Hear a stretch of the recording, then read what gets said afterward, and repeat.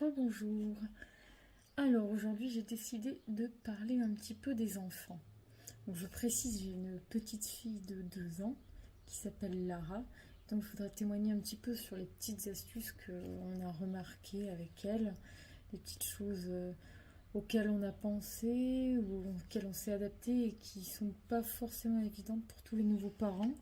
Donc si je peux un petit peu transmettre mes conseils et aider, c'est l'avantage. Après, donc évidemment, chaque enfant est différent, chaque parent est différent. On ne peut pas comparer déjà l'évolution de l'enfant, par exemple, parce qu'il y en a certains qui font des choses à des âges totalement différents. Après, j'ai remarqué quelque chose par rapport à l'évolution, c'est que souvent, quand ils sont stimulés par un petit frère ou une petite sœur qui est plus grand qu'eux, ils apprennent plus vite. Ou alors, quand c'est le deuxième enfant aussi, j'ai l'impression qu'il apprend plus vite que le premier.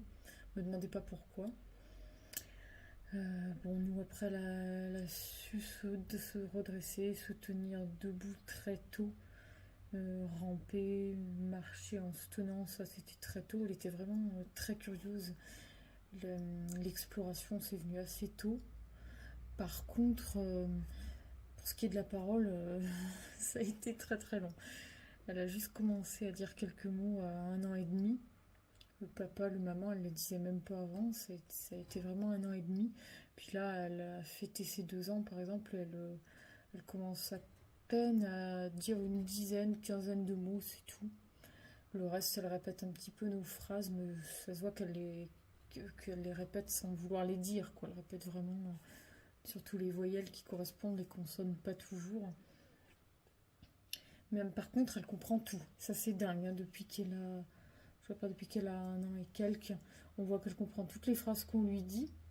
Elle a toujours parfaitement obéi, elle a été très gentille. Quand on lui dit que quelque chose c'est non, que c'est pas bien, qu'on lui explique pourquoi, bah elle le fait pas. Il n'y a jamais eu de problème avec on va dire avec son obéissance. Les enfants sont très gentils, ils comprennent par nature si on leur explique pourquoi ils doivent pas le faire. Donc nous, elle a jamais été turbulente, hein, je précise aussi, on a peut-être de la chance. Même ses dents, elle nous a jamais embêtés avec ça. Donc après, on lui a mis un collier d'ambre. Donc à savoir si c'est grâce à ça, j'en sais rien. Mais en tous les cas, elle a 7 dents actuellement à 2 ans. C'est surtout toutes les dents de devant. En fait, c'est les molaires, ça met beaucoup de temps. Je pense que c'est normal vu que ce sont des grosses dents. Et bah, elle a toujours été super gentille, super sage. On n'a jamais vu la différence. Elle nous a jamais embêtés avec ses dents. Elle a toujours été très sage quand même comme enfant, sauf quand elle était très très bébé. Mais après, c'est normal, hein. Elle pleurait beaucoup, mais je pense qu'avec leur système digestif qui se fabrique, c'est normal. Les bébés comprennent pas pourquoi ça les dérange autant. Elle avait beaucoup de reflux gastrique, donc c'est pour ça qu'elle a beaucoup pleuré quand elle était petite. Mais quand elle a commencé à avoir vers 3 mois, je crois, elle a beaucoup moins pleuré. Puis vers cet âge-là, où après quasiment plus de pleurs. Sauf un petit peu quelquefois, quand elle est pas contente, pour montrer son mécontentement, on va dire, son petit caractère. Elle a eu du caractère très tôt aussi. Euh, Elle savait ce qu'elle voulait, ce qu'elle voulait pas. Et à partir de 1 an et demi, elle a commencé à faire vraiment des caprices. Déjà, on voyait que c'était vraiment des larmes qui étaient contrôlées, des petites crises de colère qui étaient contrôlées. Ouais. Donc les petits caprices, ça a commencé à cet âge-là.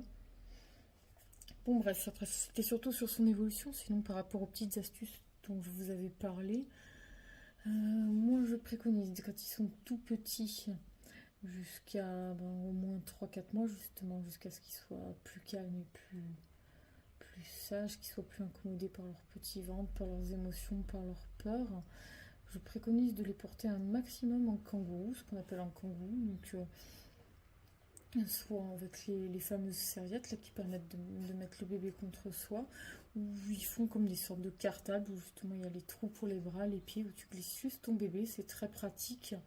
Donc ça c'est merveilleux, c'est magique. Si on les porte tout le temps comme ça, ils adorent parce que ça les berce quand on bouge, ils sont contre la maman, donc ils sentent la chaleur, l'odeur, ça les occupe. Ils ont aussi des choses à regarder quand on les met en face du paysage. Parce que c'est vrai que Lara, quand on la porte, elle aime voir ce qu'il y a devant. Donc la porter face à soi avec les pieds là autour, elle aime pas trop. Sinon elle va tourner la tête pour essayer de voir. Ça, c'était pas son truc. Elle a toujours été très curieuse. Même dans la poussette, il fallait toujours qu'elle lève sa tête pour voir. Coucher dans la poussette, chez elle, ça n'existait pas. Elle était hyper curieuse et c'est vrai que moi, je suis quelqu'un de très curieux, donc je pense qu'elle tient ça de moi. Je sais pas si on peut vraiment parler après d'une transmission en ce qui concerne ces choses-là, mais bon. En tous les cas, c'est l'impression que ça donne. Elle a ma couleur de cheveux, elle me ressemble pas mal à son âge. Puis elle a l'air de tenir de moi, même pour les goûts alimentaires. C'est quand même marrant. Euh, donc voilà, le porter en kangourou, c'est vraiment la solution facile. Parce qu'il sera vraiment calme tout le temps, ça va le calmer quand il va pleurer, il sera pas loin pour la téter.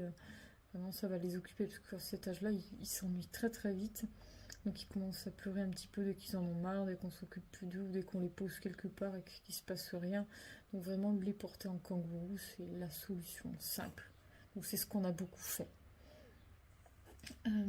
Après, qu'est-ce que je voulais dire d'autre aussi? Que c'est important que le papa soit très présent. Nous, on a de la chance. Papa, il travaille en télétravail, donc c'est moi qui travaille la plupart du temps. Donc c'était lui qui était très présent, qui l'a gardé à la maison. Et ça a développé vraiment une super alchimie entre eux. Elle adore son papa grâce à ça, quasiment autant que sa maman. Bon, j'ai toujours une préférence pour la maman à cet âge-là pour l'instant, parce qu'en plus elle est petite. La maman, c'est elle qui rassure, c'est elle qui donnait à manger. Forcément, elle aura vraiment toujours la petite préférence pour la maman, parce que une maman, c'est irremplaçable à cet âge-là, mais sinon, elle adore son papa. Là, actuellement, à 2 ans, elle n'arrête pas de dire papa, papa, papa tout le temps. Et puis, bon, elle sait dire maman aussi, mais elle appelle plus souvent son papa. Et le papa, c'est vraiment les câlins, les bisous, parce que lui, quand il la prend, c'est souvent pour ça. Puisque moi, c'était plus les jeux, les chats, où il venir jouer avec elle, partager ses jouets et tout. Donc elle a retenu que moi, c'était plus le côté jeu, jouet. Et papa, c'est vraiment les câlins.